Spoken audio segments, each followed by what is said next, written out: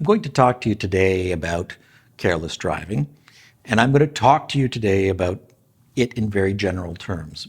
Because one of the most common questions that I am faced with, or my staff is faced with, is how to get a careless driving charge dismissed in Ontario.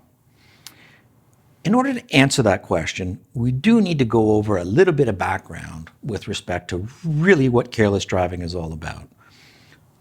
We'll talk today about careless driving as it relates to accident charges. So we've all seen accidents, we've all driven by them. Some of us, unfortunately, have been in them, and some of us have also been charged with something called careless driving. In another video, you'll hear me talk about that and the seriousness of that charge. But for today, I want to talk about the charge itself in that type of a situation. Careless driving, I've often described over the last 40, 50 years as being what I call an umbrella charge. Why I say umbrella charge is because it covers the widest variety of mistakes that anyone could make, and they import that into a simple, quick, and easy charge called careless driving. Very scary charge for someone facing it, but it's important to know that it's a widely used and arguably overused in these situations for a couple of reasons. So when a young or new police officer, or even a seasoned veteran police officer, male, female, whatever, arrive at an accident situation, they normally are going to look to the vehicle behind, and they're going to charge that person. They know that in most cases before they ever arrived. You're not going to be able to talk your way out of it. You're going to get this charge. This charge, in that manner, I would say, is overcharging someone. The reason they do that is because it makes it simple and easy for them. They know that this type of charge is a manageable charge. It does one of two things. It scares people, and they simply pay the ticket, which makes their lives easier.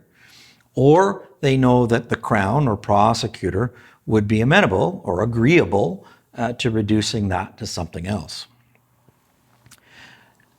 It should also be noted that when the Crown is willing to reduce it, that they know that they have a weakness. They know that it is not the easiest charge in the world to prove.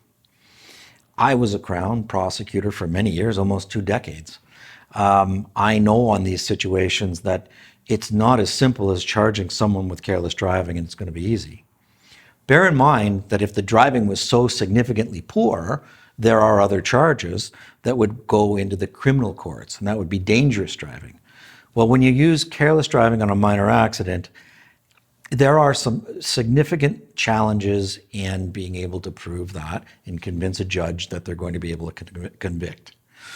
So in most cases, the Crown is agreeable to discussions and agreeable to maybe potentially considering a reduced charge. In some cases, they'll even agree to withdraw the charge based on my assessment of the evidence, or some of my senior staff will take a look at the evidence and decide whether or not there should be a conviction there or not.